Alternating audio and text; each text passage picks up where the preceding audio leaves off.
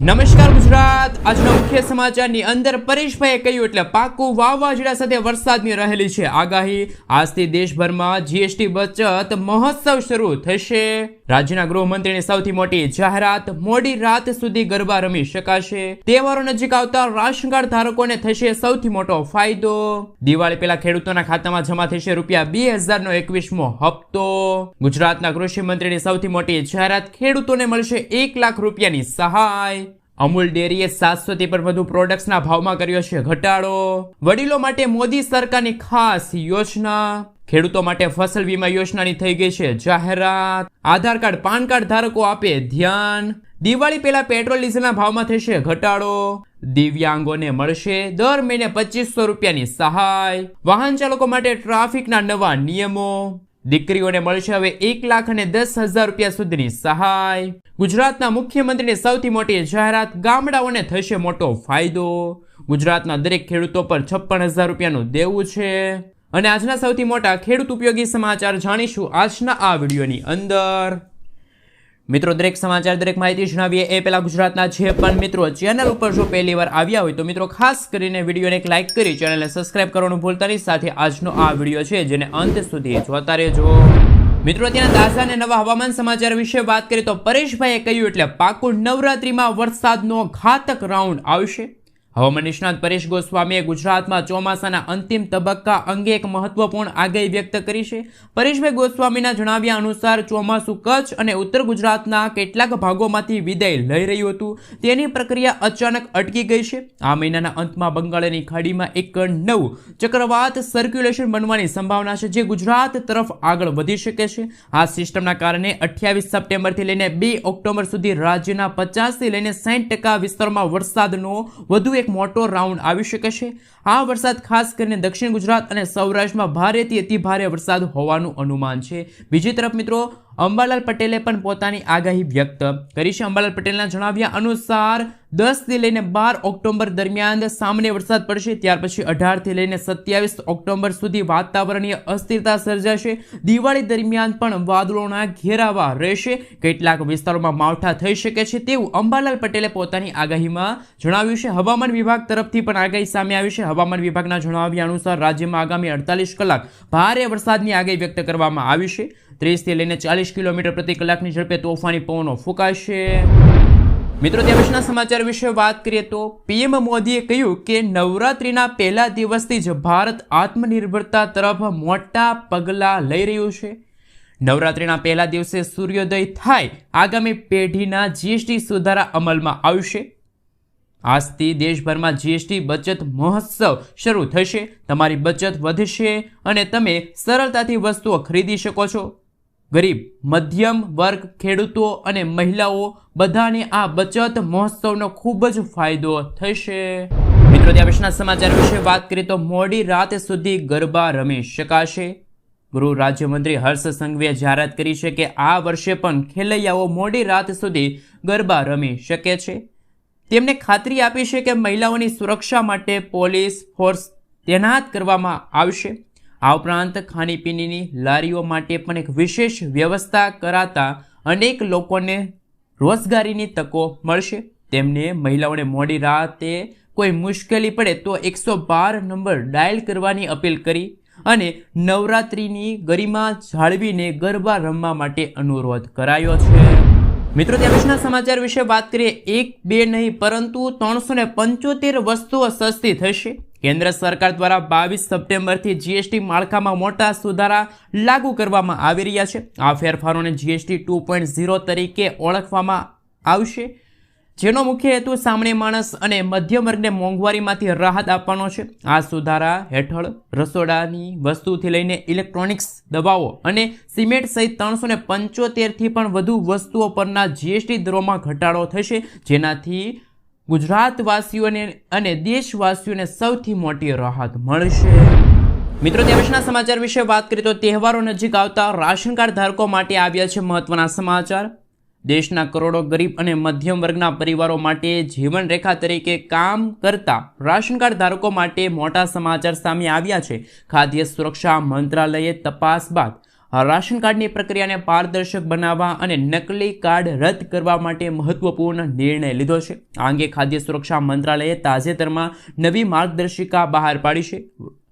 December 2025 સુધીમાં દેશમાં આ નવી માર્ગદર્શિકા છે એ મિત્રો લાગુ કરવામાં આવશે. સાથે સાથે મિત્રો એક બીજા પણ રાશન કાર્ડને લઈને મહત્વના સમાચાર સામે આવી રહ્યા છે. હવે કાર્ડ ધારકોને માત્ર ઘઉં અને ચોખા જ નહીં પરંતુ તહેવારો નજીક આવતા મીઠું છે, બાજરી છે, રસોઈ તેલ જેવી વસ્તુઓ પણ મળશે. ઘણા રાજ્યોમાં આ મફત હશે જ્યારે અમુક રાજ્યોમાં તે માટે સબસિડીના દરે ઉપલબ્ધ કરવામાં આવશે. પ્રધાનમંત્રી ઉજ્જવલા યોજના સાથે સંકળાયેલા પરિવારોને પણ ગેસ સિલિન્ડર ઉપર ડિસ્કાઉન્ટ અથવા તો મફત સુવિધા પણ મળી શકે છે. ખાદ્ય પદાર્થની સાથે દર મહિને 1000 રૂપિયાની નાણાકીય સહાય પણ પાત્ર પરિવારોના બેંક ખાતામાં મોકલવામાં આવશે. તહેવારો દરમિયાન આ રકમ 2000 રૂપિયા સુધી પણ વધારી શકાશે. તો રાશન કાર્ડ ધારકોને તહેવારોની સૌથી મોટી ભેટ મળવા જઈ રહી છે. મફતમાં રાશન મળશે અને નાણાકીય સહાય પણ હવે મળશે. મિત્રો, ત્યારના સમાચાર વિશે વાત કરીએ તો ગુજરાતના ખેડૂતો પર 56,000 રૂપિયાનું દેવું છે. જ્યાં દર્શક મિત્રો અત્યારે મીડિયામાં ફરતા અહેવાલ અનુસાર અત્યારે આંકડા સામે આવ્યા છે. કેન્દ્ર અને રાજ્ય સરકાર દ્વારા ખેડૂતોની આવક બમણી કરવાના વાયદાઓ છતાં ગુજરાતના ખેડૂતોની આર્થિક સ્થિતિ અત્યારે કથળી રહી છે. લોકસભામાં રજૂ થયેલા રિપોર્ટ મુજબ ગુજરાતના પ્રત્યેક ખેડૂતોના માથે સરેરાશ કહી શકાય તો 56,000 રૂપિયાનું દેવું છે. રાજ્યના 55 લાખ ખેડૂતોએ બેંકો પાસેથી 14,000 કરોડ રૂપિયાની બેંક લોન લીધી છે. ખેતીનો ખર્ચ વધવા અને પાકને પૂરતા ભાવ ન મળતા આ સમસ્યાના કારણે ખેડૂતો દેવામાં ડૂબી જાય છે અને ઘણા બધા ખેડૂતોએ તો અત્યારે ખેતી પણ છોડી દીધી છે. તો મિત્રો, શું આગામી દિવસોમાં ખરેખર ખેડૂતોના દેવા માફ થવા જોઈએ? ખેડૂતોએ જે બેંક લોન લીધી છે એ ખેડૂતોની બેંક લોન માફ થવી જોઈએ કે ના થવી જોઈએ? ખાસ કરી મિત્રો નીચે કોમેન્ટ બોક્સમાં આજે કોમેન્ટ કરીને જરૂરથી જણાવી આપજો. મિત્રો, ત્યાં વિશેના સમાચાર વિશે વાત કરીએ તો મુખ્યમંત્રીના આદેશથી ગામડાઓને થશે લાભ. જ્યાં દર્શક મિત્રો દરિયાઈ કિનારાની આજુબાજુ જે વીજ લાઇનોમાં ફેરફાર કરાશે. દરિયાઈ પટ્ટીના વિસ્તારોમાં અંડરગ્રાઉન્ડ વીજ વાયર નખાશે. 50 કિલોમીટર વિસ્તારના અંડરગ્રાઉન્ડ વીજ વાયર નખાશે. એજન્સીઓ સાથે મળીને ખૂબ જલ્દીથી આ કાર્ય પૂર્ણ થઈ શકે છે. જ્યારે મિત્રો બિપોરજોય વાવાઝોડા બાદ થયેલી પરિસ્થિતિ બાદ મુખ્યમંત્રીના સૂચનથી અંડરગ્રાઉન્ડ કામગીરીનો નિર્ણય લેવાથી ઉર્જા મંત્રીએ આ માહિતી આપી છે. મિત્રો, ત્યાં પછીના સમાચાર વિશે વાત કરીએ તો ટ્રાફિક નિયમો તોડનાર સામે કડક કાર્યવાહી કરવાનો આદેશ મિત્રો કોર્ટે આપ્યો. જ્યાં દર્શક મિત્રો ગુજરાત હાઈકોર્ટે ટ્રાફિક વ્યવસ્થા અંગે ગંભીર ચિંતા વ્યક્ત કરી. ખાસ કરીને તહેવારો દરમિયાન બેદરકારી પર ધ્યાન આપ્યું હતું.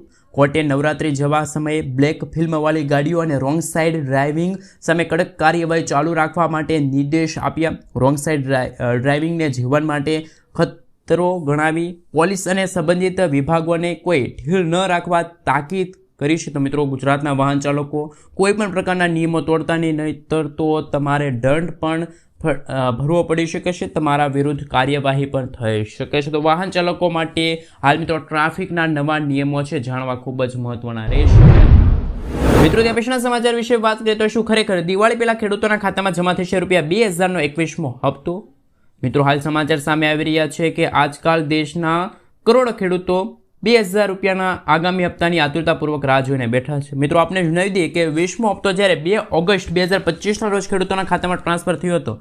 અને મિત્રો હવે વાત રહી તો તહેવારોની મોસમ શરૂ થઈ ગઈ છે. આ વર્ષે દિવાળી 20 ઓક્ટોબરના રોજ છે.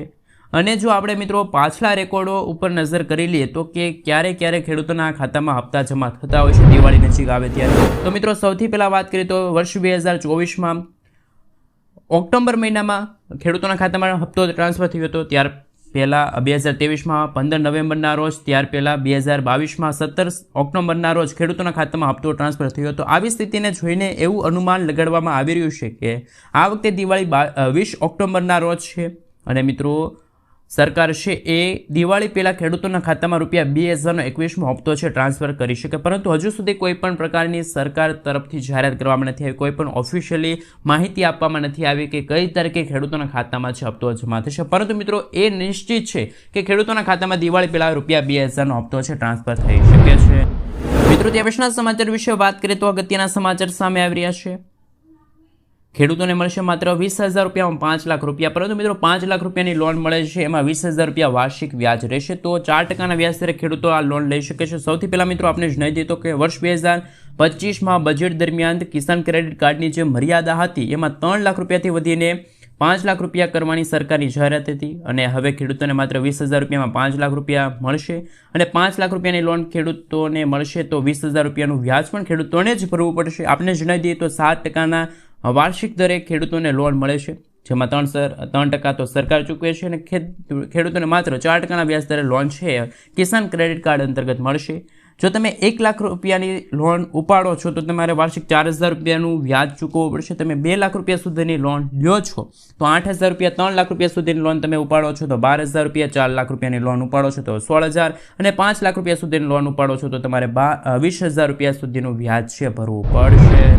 મિત્રો, ત્યાં પછીના સમાચાર વિશે વાત કરીએ તો વર્ષ 2025માં જાહેરાત તો થઈ હતી અને દીકરીઓને મળશે હવે 1,10,000 રૂપિયા સુધીની આર્થિક સહાય. આ યોજનાનું નામ છે વહાલી દીકરી યોજના. જી દર્શક મિત્રો, વર્ષ 2019થી દેશમાં નહીં પરંતુ ગુજરાત માટે આ યોજના ખૂબ જ પ્રચલિત છે. વહાલી દીકરી યોજના છે મિત્રો, ગુજરાતના મુખ્યમંત્રી શ્રી ભૂપેન્દ્ર પટેલના નેતૃત્વ હેઠળ શરૂ કરવામાં આવી હતી. આ યોજના મિત્રો 2 ઓગસ્ટ 2019 પહેલાં પ્રથમ 3 સંતાન પૈકીના તમામ દીકરીઓને આ યોજના લાભ મળશે. આ ઉપરાંત લાભાર્થી દીકરીના માતા પિતાની વાર્ષિક આવક 2 લાખ રૂપિયા કે તેથી ઓછી હોવી જોઈએ. નાગરિકો આ યોજના અંતર્ગત લાભ મેળવી શકે છે. રાજ્યમાં પાત્રતા ધરાવતી દીકરીઓને 1,10,000 રૂપિયાના 3 હપ્તામાં આ લોન મળશે, જે અંતર્ગત દીકરી જ્યારે પહેલા ધોરણમાં પ્રવેશ મેળવે છે ત્યારે આ યોજના અંતર્ગત 4,000 રૂપિયા સુધીની સહાય મળે છે. જ્યારે દીકરી ધોરણ 9માં પ્રવેશ કરે છે ત્યારે આ યોજના અંતર્ગત બીજો હપ્તો 6,000 રૂપિયાનો અને જ્યારે દીકરી 18 વર્ષની થાય છે ત્યારે આ યોજના અંતર્ગત અથવા તો ઉચ્ચ શિક્ષણ તથા લગ્ન સહાય યોજના અંતર્ગત 1 લાખ રૂપિયા સુધીની અને ત્રીજો હપ્તો છે ચૂકવવામાં આવશે. આ મિત્રો, આ યોજના છે 3,000 કરોડ રૂપિયાથી પણ વધુની સહાય યોજના અંતર્ગત મંજૂર થઈ છે. મિત્રો, આગળના સમાચાર વિશે વાત કરીએ તો ખૂબ જ અગત્યના સમાચાર કે વૃદ્ધ લોકો માટે, વડીલો માટે મોદી સરકારની ખાસ યોજના. ભારત સરકાર હવે 70 વર્ષથી વધુ ઉંમરના જે વડીલો છે એમના માટે ખાસ આયુષ્માન વય વંદના કાર્ડ લાવી રહ્યું છે. આ કાર્ડની મદદથી વડીલોને 5 લાખ રૂપિયા સુધીની મફત સારવાર મળે છે અને તેમની આવકમાં અને મિત્રો આ માટે કોઈ આવકની મર્યાદા નથી. કાર્ડ બનાવવાની પ્રોસેસ પણ સહેલી છે.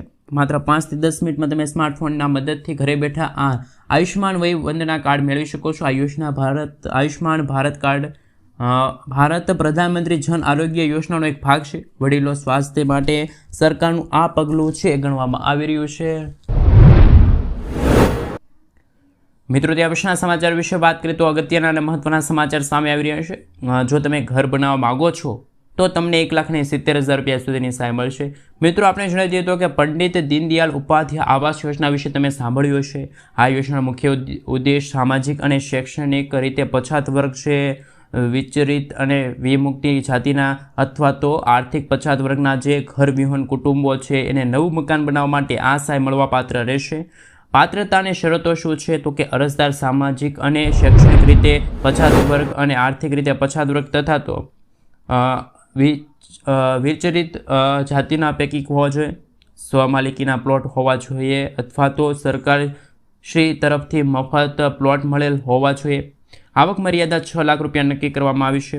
સહાયનું ધોરણ છે આ યોજના હેઠળ 1,70,000 રૂપિયા સુધીની સહાય મળવાપાત્ર રહેશે. આ યોજના હેઠળ સહાયમાં ટોટલ 4 હપ્તા છે એ મળવાપાત્ર રહેશે, જેમાં પ્રથમ હપ્તો છે એ 30,000 રૂપિયાનો, બીજો હપ્તો છે 80,000 રૂપિયાનો, ત્રીજો હપ્તો છે એ 50,000 રૂપિયાનો અને ચોથો અને અંતિમ હપ્તો 10,000 રૂપિયા. જ્યારે આવાસ યોજનામાં ઘર પૂર્ણ થાય છે, બની જાય ત્યારે મિત્રો છે આ 10,000 રૂપિયા મળે છે. આ મિત્રો ઘરના બાંધકામ માટે છે એ 2 વર્ષની મુદત હશે, એટલે કે 2 વર્ષનો સમયગાળો હશે. તમારે 2 વર્ષની અંદર ઘર છે બનાવી લેવું પડશે અને ઘર બનાવવા માટે કેન્દ્ર સરકાર તરફથી પંડિત દીનદયાળ ઉપાધ્યાય આવાસ યોજના અંતર્ગત 1,70,000 રૂપિયાની સહાય મળશે.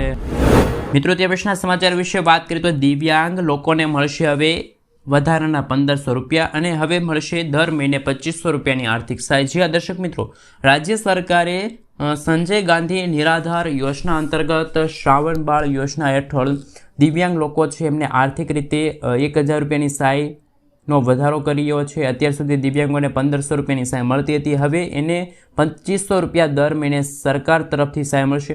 એથી દિવ્યાંગોને આનંદની લાગણી છવાઈ ગઈ છે. સામાજિક ન્યાય વિભાગે વધારાની સહાય તત્કાલ લાગુ કરવાનું કહ્યું છે. આનાથી વધારેલી સહાય સાથેની રકમમાં વધારો થશે. બેંક ખાતામાં આ રકમ જમા થશે દિવ્યાંગોના. અને મિત્રો આ અંતર્ગત જો વાત કરીએ તો આ સહાયના કારણે તેઓ ઉપચાર છે, દવાઓ છે, રોજબરોજની જરૂરિયાત પૂરી કરી શકે છે. સામાજિક ન્યાય અધિકારિતા કાર્યાલય દ્વારા આ બધા લાભાર્થી દિવ્યાંગોને તેમના બેંક એકાઉન્ટની અંદર રકમ જમા થશે. તેની અરજીઓ પેન્ડિંગ હોય તો વહેલી તકે પ્રોસેસ કરી લેવાનું જણાવવામાં આવ્યું છે.